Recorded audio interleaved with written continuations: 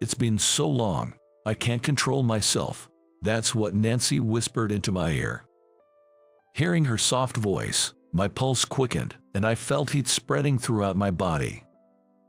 I never imagined that something like this would happen at my workplace. My name is Bob Harrison. I'm a 32-year-old bachelor and an employee. Currently, I'm working at a major electronics manufacturer. Because it's a big corporation, people admired me, but unfortunately, I've been recently demoted. Bob, give your best at your new place. You're better off working in the country than slaving away at the headquarters. That's what the director said to me with a smirk on his face. The director himself was the one who sent me off to this subsidiary, often referred to as exile. He's famous for his oppressive attitude towards employees he doesn't like, and recently, I was his main target. He criticized every single thing I did and continually put me down. For example, when I asked him about specific corrections on documents that he'd shredded without properly reading, he just told me to figure it out by myself, and making me cater to his reckless whims was truly exhausting. The director supposedly married the niece of the CEO for his career advancement. Because of this, a certain unquestioning atmosphere permeated the company. However, the director was also well known for his womanizing and had a poor reputation among those who knew him. On top of that, he treats his subordinates really bad. Despite this, I had a strong sense of company loyalty, and I took the hardship positively, thinking that overcoming this adversity would make me grow as a person. No matter what the director did, I was determined not to give in and keep working, but it seemed that my resolve only amused him more. When my demotion was decided, the director seemed extremely pleased. As I've worked at the headquarters, this unreasonable transfer was quite a shock. But I steeled myself to face this challenge. I couldn't let my mother down, who was watching over me from heaven. I will always be watching over you from heaven. I still can't forget the look on my mother's face when she told me this, lying in her hospital bed, pale as a sheet. Trying to cheer her up, and I said, "Don't say such weak things. I want to be with you forever." "No, it's okay. I'm already happy enough that you've grown up to be such a kind child." I tear up even now when I remember my mother's gentle smile. My mother passed away around the time I went off to college. My father was the worst person. When I was still a child, my mother protected me from my father, who had started raising his hand not only to her but also to me. And she raised me on her own. Despite being busy with work and housework, she always had a smile on her face and showered me with love. I could never thank her enough. If I were to complain here, my mother would be sad. "Mom, I definitely won't give up." With determination, I set off for my new post. The place I was transferred to was a peaceful countryside, and the environment was very comfortable. The folks at my new position were all kind-hearted, and I was able to enjoy my work. Of course, just because it was a less prestigious role, I didn't slack off, but instead did my absolute best. I believed that if I kept up the hard work, it wouldn't be a dream to get a promotion again. Indeed, a year after being shifted to this new position, I had made significant accomplishments in my work and began receiving recognition. This fact made me relieved. Just when I breathed a sigh of relief, I received an interesting proposition from a colleague named Todd. "Hey, Bob, how about we go to the party for singles?" "A party? Yeah, you don't seem to have a girlfriend either, so it's a chance to meet someone." As Bob pointed out, I didn't have a girlfriend at the moment. It's a bit embarrassing to admit, but I had no experience with dating in my life. When I was at the head office, I had many opportunities to be invited to social gatherings, but I was always busy with the manager's rigorous workload and chased by stress, so I couldn't find the mood for romance. But now, with some breathing room, It seemed like the perfect timing to seek new connections. I'm almost 33, and I'd like to get married at some point. With that in mind, I decided to participate in the party, but it didn't go as smoothly as I expected. The party was held at a luxury hotel, and many more participants gathered than I anticipated. But I couldn't communicate well with the women and ended up feeling isolated. This wouldn't happen in a business context, but casual chit-chat seemed difficult for me who had been submerged in work. In contrast to me, Todd, with his social and lively character, was making vibrant conversations with many women. Neither Todd nor I were particularly handsome, but despite this, the difference in our situations left me feeling disappointed. I thought the women at the party probably saw me as a boring guy. When I was feeling down, I suddenly heard a voice, "Excuse me, may I talk to you?" When I lifted my gaze, I was astonished. Standing in front of me was a woman of unbelievable beauty. I was so captivated by her, who looked as if she could have stepped right out of a TV show, that I couldn't even look away. Of course, I've been looking for someone to talk to since I came to the party. You were alone too, so I thought I'd come and talk. She said this with a gracious smile. I guess everyone's too intimidated to approach because you're so beautiful.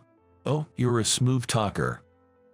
Not at all. It's just that I've never had a proper conversation with a woman other than my mother, and so, here I am in this situation.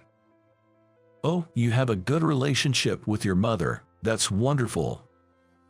Yes, she passed away when I was in high school, but she was truly a good mother. Oh, I'm sorry. When I mentioned that my mother had passed away, she looked genuinely sorry. But of course, it wasn't her fault. It was me who brought up my mother all of a sudden. But actually, I lost my mother when I was young too. Really, whether it was a blessing in disguise or not, we started to talk about our mothers. At first, I was frustrated with myself for not being able to converse smoothly, but as time passed, I found myself chatting naturally with her. She was not only beautiful but also had a very friendly personality. Before I knew it, I was not only fascinated by her appearance but also by her dazzling smile and gentle manner. Oh, what a joy it would be to have a girlfriend just like her. Just as I was thinking this, the host of the party gave instructions to the participants through a microphone. All right everyone, we will now be ending the talking time. If you are interested in someone, please write down their badge number on the sheet we distributed at the beginning. I nodded at her and left to join Bob. Her badge had the number 28 on it. There's no way I would match with her, but I wrote down 28 and handed the sheet to the party organizer. I had a great time with such an attractive woman. That was enough for me. With those thoughts, I was looking up at the stage of the party when the hostess started to announce the results. At the end of the party, they would introduce the men and women who had successfully paired up. Now, let's start with male number 2 and female number 6. Congratulations on becoming a couple. Each time the host said this, a man and a woman ascended to the stage and were introduced. Before I knew it, the venue had transformed into a festive mood, filled with a peculiar heat. Todd, too, had successfully paired up and ascended the stage. Todd's partner was a slender, adorable woman, and the spectators were all worked up. When the spectators called for a kiss, Todd, going along with the flow, kissed the back of his partner's hand like a prince, eliciting laughter from the audience. Before I knew it, I was carried away by the atmosphere, watching the proceedings and laughing. However, upon hearing the host's announcement, my mind went blank. Now, next we have male number 19 and female number 28. Please come up to the stage. I looked at my own badge, and indeed number was 19. Hey, Bob, you're being called. Urged by Todd, I finally headed towards the stage. There, the woman from before was already waiting for me.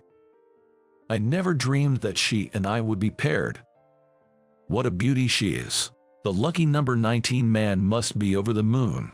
When the host said this, the audience chimed in with comments like, "Hey, handsome."